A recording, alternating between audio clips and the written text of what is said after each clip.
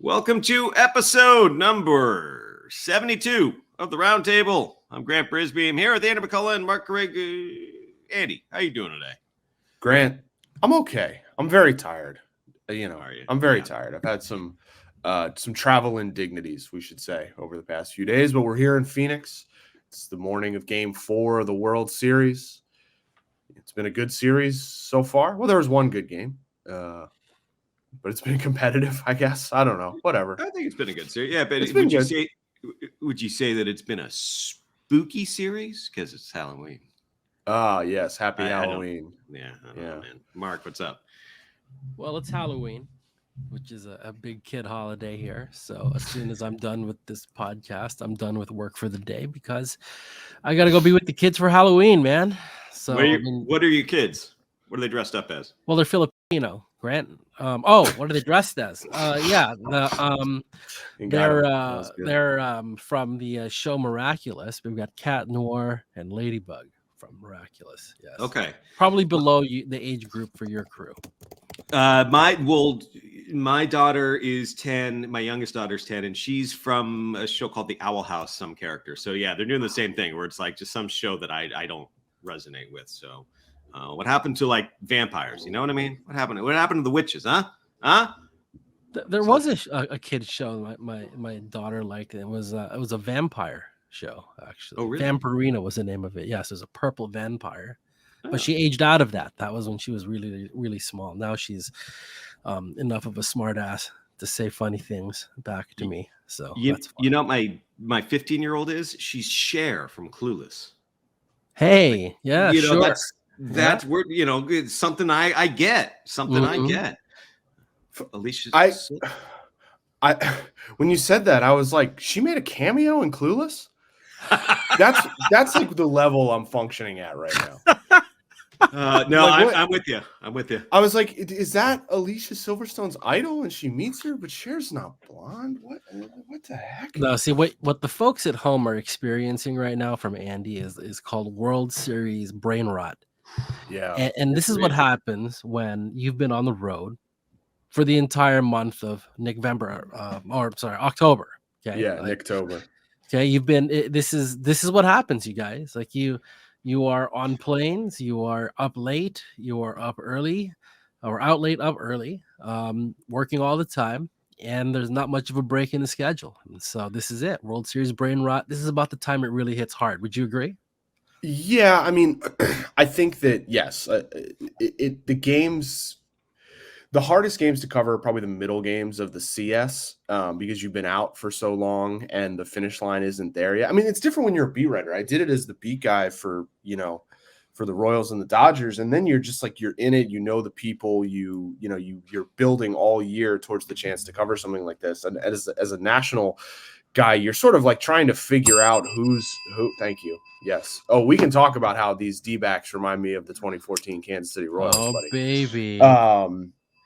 But yeah, there's just for example, Sunday I got in and I had no clean clothes. I was wearing the only clean clothes I had, right?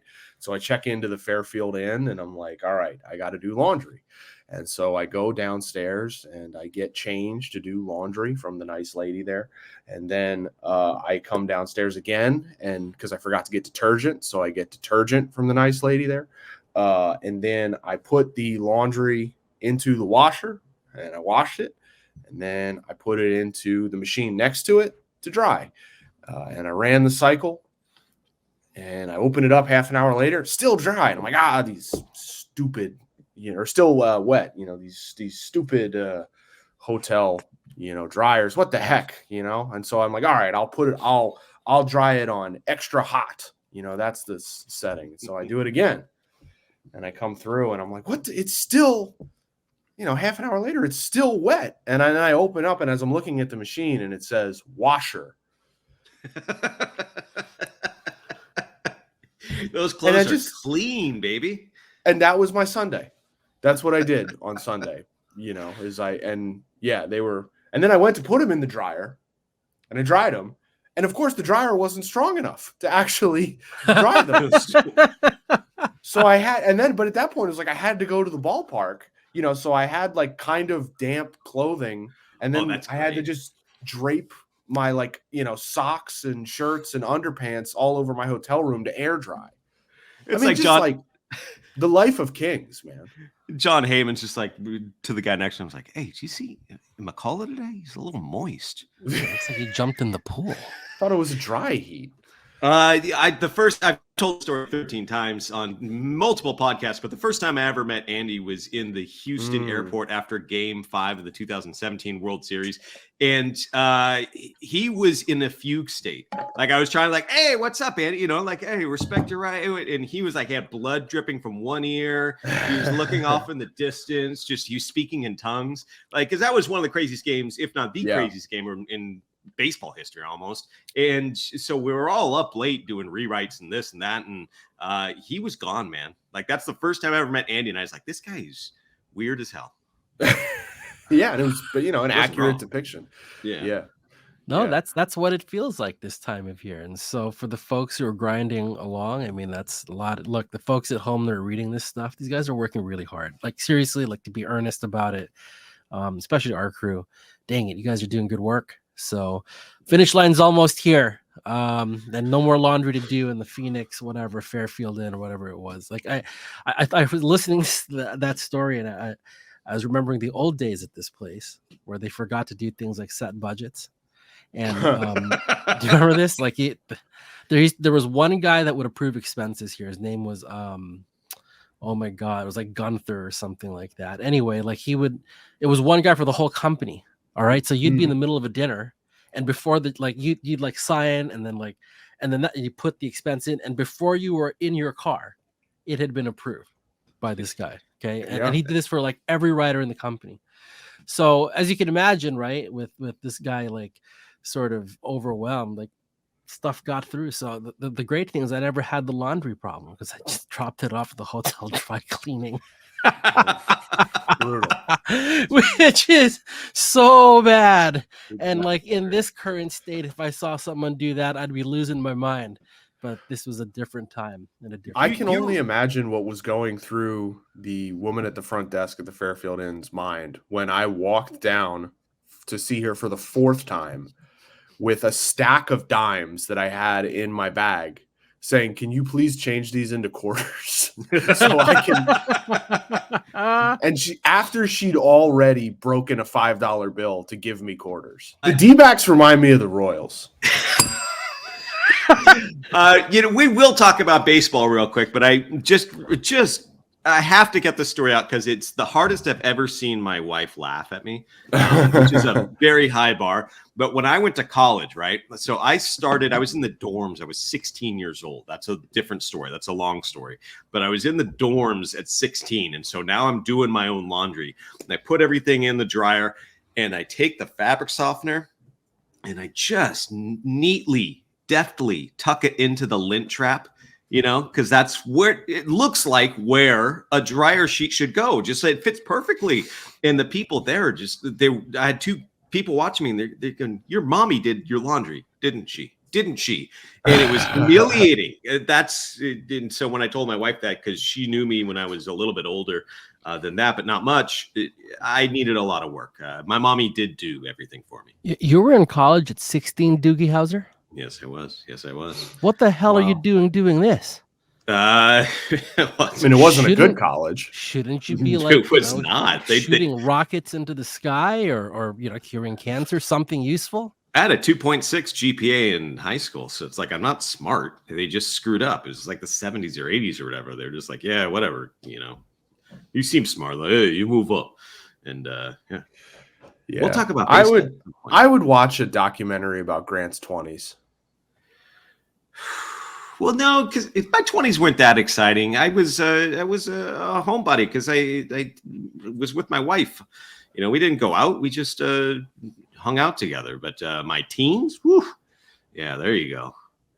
Mark is just staring. Mark is like, he's like, "Is there a way we can monetize this? Can Grant do a weekly diary?" Like, let me tell you about I was just thinking this is like just a horrific idea. Hard pass. What's next?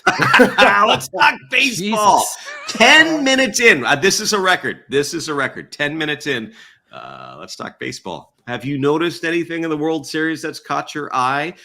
Shall we talk about Corbin Carroll, Brandon Pafat? What's going on? World Series. What are you seeing on the ground? Andy, it's up to you. Yeah. Brandon Pfaadt's been great for the Diamondbacks. He lost last night. The offense did not do much against, whatever in Max Scherzer's latest sort of Scherzerian performance. John Gray was great out of the bullpen.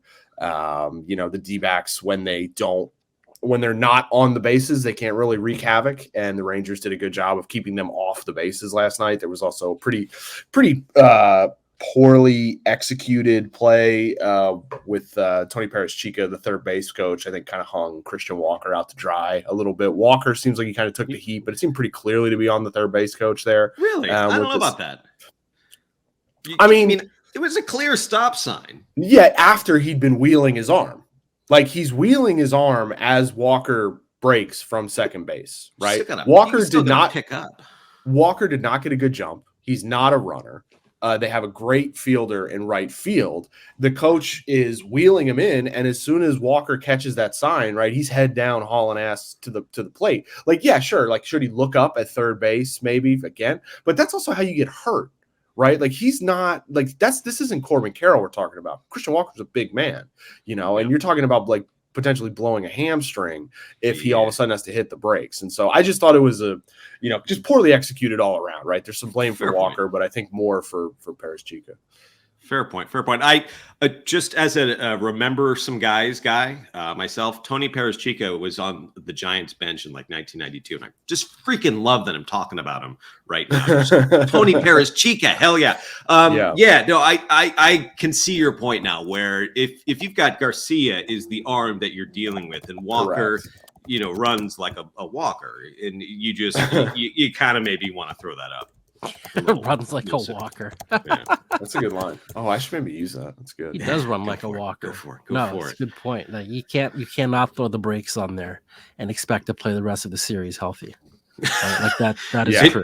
And yet it's the Rangers that are like sproing. Max Scherzer. Boy, oh boy, oh boy. Garcia. I mean, We've probably seen the last of Garcia as well, which, I mean, because that has to be an oblique, right? It looked oblique-esque, and obliques are a month. They're generally a month, and it's not the sort of thing you can just sort of hit with Toradol and change, right? Obliques are just, you just got to let it pass. Because you could, they'd all do it already. That's why they put you on the shelf for so long. Right. So we don't know just yet. But it's hard to like come up with a good injury there. Right. Like when a guy swings and immediately grabs his side, it's like best case scenario, back spasms, maybe, but like maybe it's his liver, my liver. Yeah. It's a kidney stone. I mean, at least you can like hit through that, you'd think. But like, look, I think James Shields passed a kidney stone in the 2014 postseason. Man, that's amazing. Hit the bell, hit baby. It. Do it. There you go. But like, you look at this guy, and he looks like he could probably play linebacker somewhere. He's just this gigantic dude, and like, we see it, right? I think that oblique injury, again, we were speculating, but like things like that just crop up more often. These guys are so much bigger. I mean, there's just, I guess, more muscle to pull or whatever. And I just remember, like, as a kid, like that wasn't an injury you'd hear all the time. At least that's not what I remember. And then now, like the last 7-8 years, it's like, it's the dreaded oblique, and everyone knows what it means. And so maybe it's just a byproduct of the fact that these guys are bigger and stronger, and these things happen, which is too bad. Because, man, how much fun has he been? You know what I would do if I had the Diamondbacks? I would get a guy to do one of those. I saw it in a documentary once where this guy could clap his hands together, rub them real fast, and then touch the muscle, and then it's healed. You ever see that documentary, The Karate Kid? Well, if the Diamondbacks were going to do it, they should do it to Corey Seager's wrists and try and put a spell on them. Because Seager's just been obliterating them. that home run was just so beautiful because it was uncomplicated. He was sitting changeup. He says, okay, this guy knows that I'm swinging on the first pitch most of the time. He's thinking I'm thinking fastball. He's doing rock, paper, scissors stuff to where he's going, I'm going to sit on this changeup and hope it's right there. And he hit that ball so hard. I watched it like 7 times. It was such a fun home run to watch. The Fought homer, you mean? The second one. The Fought homer, yes. Friend of the show, Brandon Fought, who's been great. I must reiterate. Yeah, I mean, Seager is such an impressive hitter when he is healthy and sort of locked in, which he's been for, the past several months. Obviously, he missed some time. Like, he played like, I'd have to look it up. It's like somewhere 110, 120 games. And like, he was an 8-win player or something like that, 7-win player, playing good defense. He led the American League in doubles, even though, again, he missed like 30 or 40 games, 1,000 OPS. I mean, the homer he hit in game 1 off Paul Sewald was like just a titanic sort of shot. And I was talking to people, I wrote a story about Dan Herron as the Diamondbacks pitching strategist, so I was talking to a lot of people in their pitching department over the days leading up to, game 1. And you're talking about, they're talking about game planning and strategy and this, that, and the other thing. And like the one thing I was just, as a joke, I'd be like, so like, you're going to, obviously put in there, don't throw Corey Seager first pitch fastballs, right? And it's like, we're not going to do that. And then boom, like Paul Sewald was like, maybe I'll sneak this heater by him. Poof, like just destroyed it. And it's so funny because Seager is like, he does what he does. He hunts up in the zone early in the count, and somehow he just brings, it was like watching Kyle Schwarber in portions of that NLCS where you're like, how is he controlling the zone to get this pitch? Like, how is he doing it? But Seager just does it on the first pitch. It's like he has a homing device like right here where it's like, well, just put it there and I'm going to hit the living shit out of it to right field. Like Andy, you've covered that guy. Okay, so you've seen the evolution of his game, and I guess I'm curious as to, he's obviously operating at an elevated level. Are we watching someone who's just gotten hot, been healthy? Is there something different from what he was earlier in his career? How would you assess that? No, I mean, so the thing is, I covered Corey Seager in 2016, and he finished 3rd in the MVP race that year, right? Like he was probably unanimous rookie of the year.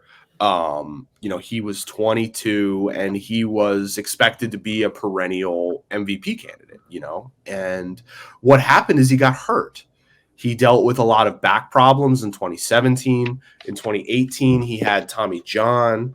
He also had a hip procedure, after the Tommy John. And so all of 2019, he was sort of, messed up physically. Those are bad. Those are bad. Yes. Like back. Yeah, bad. Yes. Hip, like those are not your normal. Oh, my hamstring. No, back and hip. Are you freaking kidding me? Right. Yeah. He's a shortstop and he got Tommy John. Like, yeah, he's had, major medical procedures over the years. 2019, he was just sort of all jacked up because he's coming back from like 2 different surgeries. 2020, he was the World Series MVP. He was awesome. In 2021, he was a little bit banged up again. 2022, banged up again. And it's when he's healthy, he is a monster. It's the only issue with him has just been health. Can his body, he has a big frame, he's a big, strong guy. He's a player who, 25 years ago would never touch the shortstop position. God. He would be in left field. He'd be a first baseman, but, he came up at a time when, between his, the athleticism he had in his youth with infield shifting, the Dodgers were able to make him into, a fairly competent defender. And to his credit, he's, been able to sort of lean out a little bit. And I think he was a Gold Glove, candidate this year. I don't know what his exact defensive metrics are, but they've always been like, he's perfectly fine, and so when you have that value when you have the ability to play that position, when you hit like a first baseman, that's how you get this sort of player. Like if Ohtani didn't exist, you could make a pretty strong case that at 110 games or whatever it is, he's the MVP of the American League. So it's not so Mark. So the long-winded way of like, he's not different. This is the player he was supposed to be. He's just dealt with just a ton of injuries in his 20s. And now as he enters his 30s, it's not going to be easier. But this is the guy who the Dodgers thought he might be. Look, I think one of the things I miss about covering the sport every day is going to the park every day. And when you go to the park every day and you're out on the field, you see these people, and like there's a certain scale you can sort of put him on because you're standing right by him, right? Like it's different. You can see it on TV, you know who big guys are and whatever, but like it's obviously different when you're seeing somebody up close. And I will never forget the first time I laid eyes on Seager. Yeah, I'll never forget it. I come up the dugout steps at Dodger Stadium, and I get to the field and I look up, and I'm like, look at the number on the kid's back. Yeah. And I'm like, you're shitting me. Like, I don't remember who, it might have been Anthony DeComo, a friend of the pod, Anthony DeComo. I'm like, this is the shortstop? Yeah. That's the shortstop. Yeah. Like, and I'm looking like, you're shitting me, right? Like, no way. And then he goes out and like backhands a ball and starts warming. I'm like, holy shit, that's a shortstop. So like, I think when you're talking about how big this guy is, and like, again, like, you know, there's that thing with the bigger dudes, like you think they might get hurt more or whatever. He's obviously caught some bad luck, but like I think of like, you know, guys tend to get hurt like when they're just bigger than what they're supposed to be at their position. Like that was my very first impression of him, and I'll never forget it. It was just like it broke my sense of scale. Okay, because you're used to seeing you typecast players. It was the same way, like, you know, Matt Wieters was a giant catcher. I remember covering him back in the day. Like he was enormous, and you're just like, God, catchers shouldn't be that big. Right. Anyway, the same feeling with Seager, and so yeah, it's almost like he's had such health issues that it's easy to forget what he looks like when he's healthy. I guess that's what my thought was when I was listening to you kind of go through all that. Well, I think he did get a 10-year, $325 million contract. So people were he's not sneaking up on anyone. No, I think he's good. He's really good as long as he's healthy. That contract did, I think, exceed a lot of people's expectations for what he was going to get. I mean, I think, you know, look, I mean, if you had asked people in the game, they probably would have pegged it closer to like 250 or whatever that he was going to get. And he ended up getting this just mega deal. And like, he's lived up to it in, you know, the first couple of years. I mean, last year he was dealing with some health stuff to getting adjusted to a new place, you know, all that. But you can see, like, he's an incredible hitter, and he does it in a style that I don't know many hitters like him. His aggression, like he'll take a walk. He can take a walk. That's certainly not his preference. He comes up there looking to hit immediately. He's not trying to work the count. He's not trying to, like, you know, get into an advantage 2-1. He comes up there hunting specific zones, and he's good enough to get that and to succeed with that. And so there are times, right, when he's going bad where you're like, why is he swinging at that? Or, you know, Jesus, Corey, like, you know, you see like 3 guys walk and then he's just first pitch hacking. Like, but that's his approach. And it works for him because he has these skills, because of, you know, all the work he does. You know, he's become like Axl Rose in that he doesn't like give interviews anymore. It's very funny. He just hates doing the interview. Like, he's polite and, you know, he answers questions and but he just like does not enjoy it in any meaningful way. And so he has to be on the podium every night, just sort of being like, yeah, no, it's good. It's always good. You know, like when you see emotion from him, right? Like he screamed after he hit that home run in game 1, and I'm watching it and I'm like, I remember that. I saw him do that in 2017. That's the exact same emotion he had, because you don't normally see that from Corey Seager. And you saw it, you know, the last night he hits the home run, just nothing, just whoop, cool. All right. Like, flips his bat. It's when it's in that big spot, you can see that, you know, how much he actually cares about this stuff. Well, we've hit a lull. So here's some words. Here's some words, Royals, man. It's crazy. That rhyme with Corey. Story, allegory. All right. That was a Simpsons reference. That's for the heads. That's for the heads that are waiting for me to make a Simpsons reference. All right. I was waiting for Mark to jump in on something. I guess it was my turn. I don't know, man. Like I was listening to him, like he was holding court. It was good. It was good. No. I was learning something. I don't want to give listeners the impression that, like, I was like, oh yeah, great story, and you really killed the freaking podcast. No, it was good. I think so. Corey Seager's contract. You're shaking your head, Andy. Corey Seager's contract to me was a little excessive, But at the same time, this is because, we're a pro-labor podcast, maybe the only one. And I don't want to say it was too much, because when you get a season like this, a postseason like this, if this works out, boom, whole contract paid for, whole contract. And like, these are the big swings. Are free agents going to age poorly? Almost always, Yeah. Unless you're like Max Scherzer on the first deal or Greg Maddux when he signed with the Braves, it's going to be a disaster by the end. But if you get a postseason like this, that's the reason you're doing the whole thing. But the Giants with Barry Zito, like what he did in 2012, it's the best contract of all time. Even though he was worth like 0.001 WAR, that was the best contract of all time because he came through in 2012. So if you get that kind of performance from a guy like Seager, justifies the whole endeavor.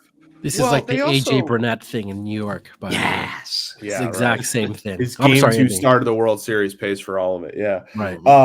The thing with Seager, and they paired it with Marcus Semien, signing him relatively. I don't remember which one was first, but they signed them both, pretty quickly. Is that's a $500 million flag you're putting down. Yeah, and you're saying like, look, the Texas Rangers are for real again, right? And it didn't materialize last season. They had a lot of turnover. And they Chris Woodward was pushed out, John Daniels was pushed out, Chris Young was elevated. They brought in Bruce Bochy, and they continued sort of being aggressive. They continued spending in the offseason. They gave remember Jacob deGrom? They gave him a ton of money, and he's like not going to pitch for them because he's undergoing Tommy John. They signed Nathan Eovaldi, who's turned out to be great. They were aggressive at the deadline, getting Jordan Montgomery. They gave up the Luis Angel Acuna for Max Scherzer, which was a pretty significant, and taking back Scherzer's money and, taking on his contract for next year. And there's a lot of these moves that in a vacuum, you're like, I don't know if that was totally worth it, or like, man, they gave up a lot for Scherzer. He's like always got a neck spasm going, but they're 2 wins away from the World Series. Mm-hmm. Yeah, it all pays for itself. Yeah. Like it all, like you understand why teams default towards sensible decisions. But when you see something like this, you're like, yeah, this is why you go for it, because everything is free. It's house money at this point when you make it to the World Series. Well, I know Grant will appreciate this aspect of it. I get a kick out of when there's a team that's never done it before. That's really close. Like they've never won a World Series. Like it's cool to see one finally come off the board.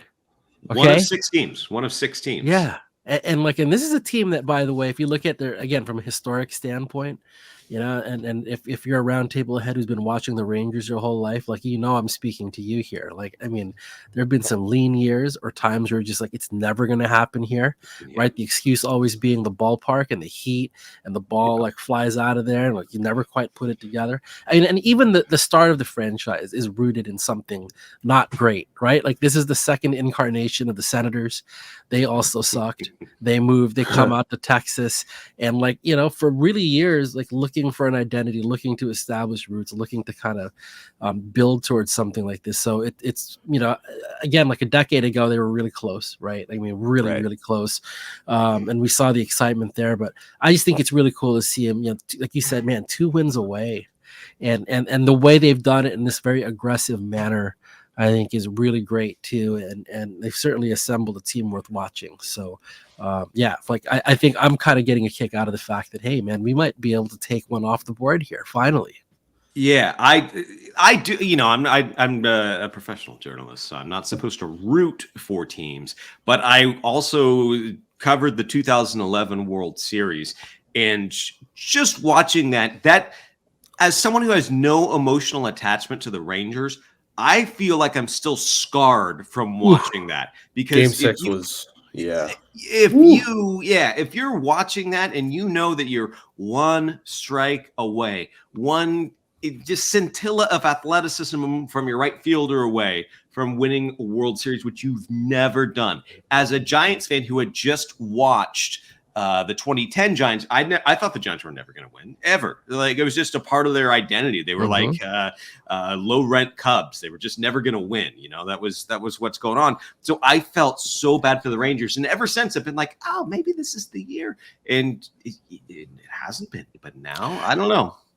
You know what I think about? You know what I think about with that World Series, the 2011 World Series, is you know, obviously, right? Freese ties it in the ninth. For unknown reasons, Nelson Cruz is in right field and not Andy Chavez. So Freese hits the triple over Cruz's head. And they tie the game in the bottom of the ninth. And in the top of the 10th, Josh Hamilton hit a 2-run bomb. Yeah. And when he hits that ball, you have to I just imagine he had to be thinking, like, I just won us the World Series. Yeah. Like, that feeling must have just been. And then to have it taken away in the bottom of the inning, like that swing, I don't know how Rangers fans process it. And it's hard to assign, like, it's hard to assign extrapolate big meaning from discrete moments. But the franchise hadn't made it, you know, they still had a really good team the next year and the year after that. But there had to have been some sort of psychic scar from getting that close and, you know, not and having it just pulled away from you, you know, and they spent like a decade kind of trying to get back to that moment, and they're here now. And it doesn't always work like that. Sometimes you get right up there and you're the Guardians and you've got wow, you know, we whiffed on Tony Fernandez, didn't make that play, but we'll be back. We'll be back. And then I guess they did get that close again in 2016. And we'll be back. And it doesn't always happen. Dude, like the we'll be back in this sport is so a kiss brutal. Of death. Boy, because I remember listening to the New York Mets say that 2015. We'll be back. Oh, yeah. We'll be back. Look at all these arms. Like, we'll be back. That's what they said when the Royals beat him. Whoa. What the? It's not me. Which one of it? Have you replaced the Royals bell with that? Because that's the Carig talking about the 2015 Mets. That's noise. It's a freaking car alarm. Yeah, that was. I think someone's stealing. Carig's going to talk about all they learned from Bartolo Colon. Hey, still pitching, by Oh, still pitching. I mean, talking about the second round draft pick. So like the Phillies, we talked a little bit last time, like the Phillies were like two vibes based, right? And they actually were talking about after they got eliminated, like last year when we lost the World Series, you know, they were like, we're going to build off this. We're going to learn from this. We're going to come back. And Nick Castellanos was like, we said that last year. I'm not really sure what to take out of this year. Right? It's hard. I mean, that's something that people on the Dodgers have talked about over the years, you know, when they came close, is just how hard it is to keep doing it. And there's a reason why, you know, between luck, between attrition, between all that stuff, there hasn't been a repeat champion since the Yankees, right? Yeah. Right. And, you know, you see it just year after year, how great teams, I mean, you know, the Braves in 2022 were pretty much in every measure better than the Braves in 2021. And they, you know, got crashed out in their first round. Like, it's so hard to get back to the summit. And so, yeah, like it for the Rangers to 10 years later with almost a, you know, completely, I mean, the cast is completely different. You know, the only person who's still around from the 2010 World Series is Bruce Bochy. So, you know, who knows?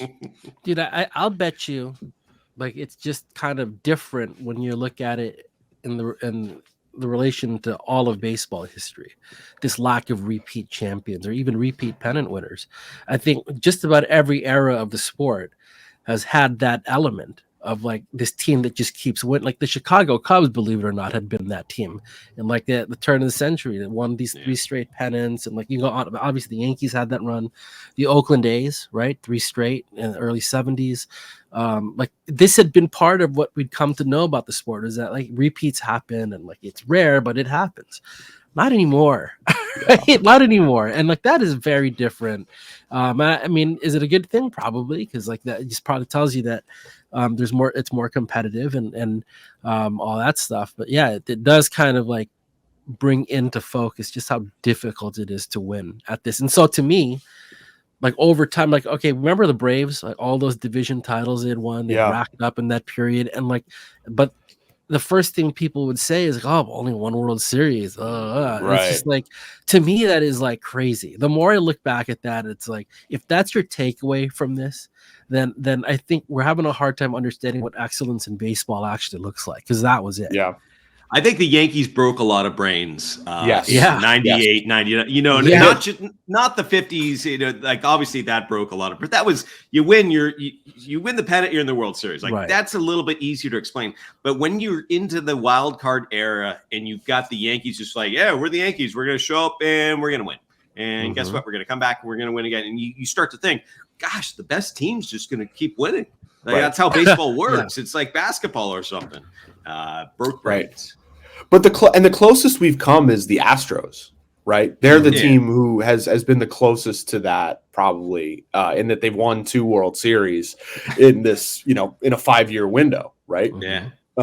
Because the Dodgers, like, they have been as good, if not better, than the Astros in the regular season, but they've only won 1 World Series, and that was in 2020, when it was a different sort of set of circumstances. And so it's just, I think we've talked about this before on the pod, Mark, but like, people around the sport, right, view those Braves teams as like, wow, like what an incredible achievement. Yes. They were so good. The sort of common perception among baseball fans is sort of like, oh, what a bunch of losers. Like, they talk about it's weird. I understand it. I understand it because at the end of the day, you watch sports, one, to distract yourself from our crumbling world, but also to, get schadenfreude at the failures of your friends, right? And then the other is like, occasionally your team wins it all, right? So like, when your team wins it all, like, that's the best feeling. The next best feeling is laughing at your friends' teams when they don't win. And so every other team becomes a subject of scorn. So like, when you're almost guaranteed the second one, like that one you get on the regular, where you get to point at someone and say you didn't. I mean, Padres fans make fun of Dodgers fans when the Dodgers get knocked out of the postseason. The Padres didn't make the playoffs. Like, but that's the joy of it. The joy of it is that the Padres have never won a World Series, right?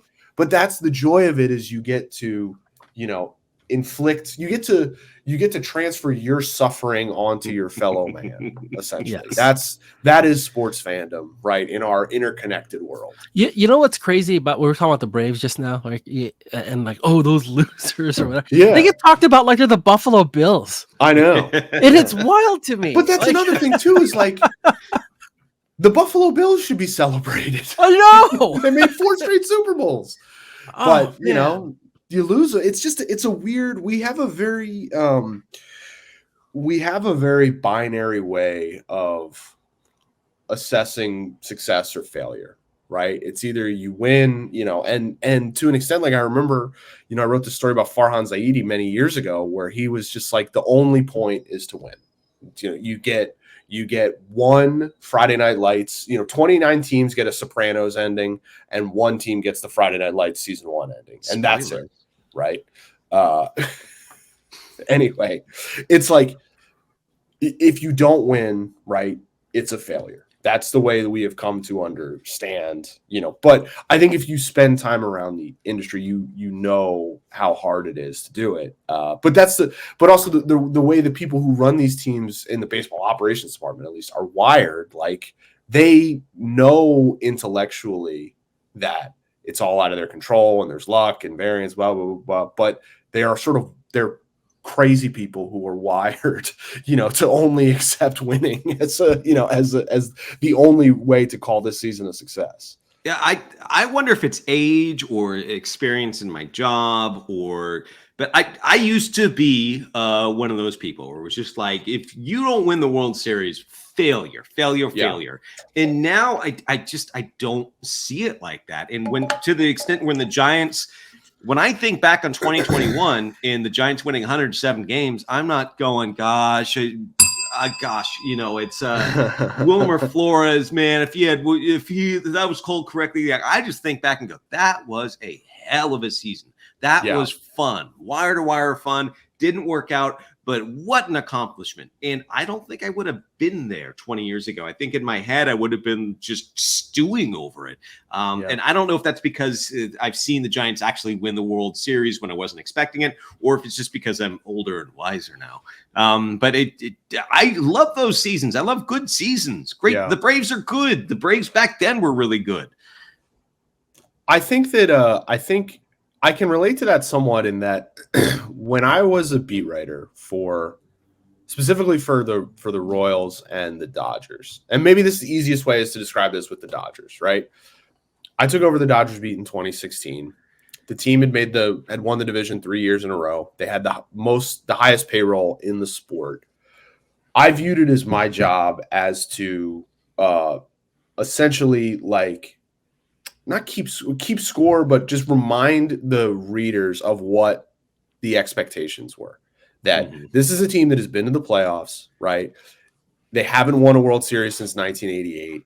Doing less than that should count as a failure because that's what they are saying to you. They are saying that their goal is to win the World Series. So I'm here to remind you of that every day. Use the phrase like championship aspirations. Yep. And when you're in it and, as a beat writer, it's different than being a fan, but you have the same level of intense following of what's going on and investment in the outcomes because it changes what you're going to write and all that sort of stuff. And, so when you get to the end and you don't win your team doesn't win the World Series, you have to describe it, based on what the expectations were coming in. It's when you get out of it, right? And you're not like living in it day to day as whether, a fan, whether as a beat writer, but when you have more of a 30,000 foot view, like I can look at this Dodgers season where they won 100 games and crashed out, in like disastrous fashion in the DS and be like, well, it was still a success, man. I mean, they won the division. Like they had a lot of things go wrong and they still had a chance. But that's because I'm not invested daily in what they're doing, in the way that fans are, in the way that, and I wasn't invested daily in what the Barbs were doing during those years. And so it's a matter of perspective, I feel like. Yeah, that's fair enough. I one of the first podcasts I think we ever did as a trio, I claimed that the Dodgers were a dynasty and you guys yelled at me. No, and they're not. Yeah, well, they're not, Grant. They're not. I'm just saying that there's like a level between like a really good team for a long time and a dynasty, and they're in that tier. It's like you should Dollar Tree dynasty. You know what I mean? Invent a German word for that, because I'm sure the Germans have a word for that. They have a word for everything. Scheißen place. Scheißen is that's not... Dodgerhosen. Yeah. Oh. Wait a minute. That was 2 years ago that we yelled at you for that. Yeah. Like, are you still scarred by it? Like, you just call it like recall. Like, I forgot all about this. I think about it a lot because they won 100 games again, and they did it with like, I don't know, they did it with like Elmer Descends in the rotation. Like it's Elmer Descends. You know what I mean? Like to me, that's not a dynasty. I think it's what I settled on. It's a ridiculous stretch of success. Regular season, I get it, but from an organization, and baseball shouldn't be as easy as they make it look. As far as that's what, by the way, that's what Max Scherzer was using to repair the cut on his thumb was Elmer Descends glue. Oh, they killed him and made glue out of him. Oh boy! Oh no, that's bleak. Yeah, I mean, be a horse. We don't have to relitigate this, but you have to win more than one title to be a dynasty. I know, no. You just can't like the Astros are the closest thing we have, and they won 2 and they were separated by so many years that it's just hard to it's just hard to give them there too, obviously. Yeah. What's that? There's other context there too, obviously. Right. Yeah, I mean, yes, sure. I mean, so yeah, there's not, I don't think so. They're not the big red machine. No, I know. And I'm aware of that because I've watched dynasties before. Warriors, right? What's up, Mark? What's up? Warriors. Look, and your 49ers were a dynasty back in the day, obviously. Yeah, back when I had hair. Yeah. Like, I mean, the NHL actually denotes dynasties. You know that? Really? In their history? Yeah. So the Edmonton Oilers were one. The New York Islanders that won 4 cups in the 80s. Like that. Yeah, they denote dynasties. So that would be a fun exercise on an off season, I guess. If baseball did that, who would they be? You know who will be a dynasty is the Philadelphia Eagles, because they can't be stopped. Birds, go birds. Birds They are got the looking Cowboys coming up, don't they? good. Yeah, big one. week. Big one. Big week. One. Yeah. Yep. Cowboys coming to town for first real test of the season for the Birds. So should be interesting. I heard Yeah. somebody say this, and I'm sure it's true that Dak and Jalen Hurts haven't matched up head to head very much, because one of them's usually hurt. So I mean, it's not Jalen.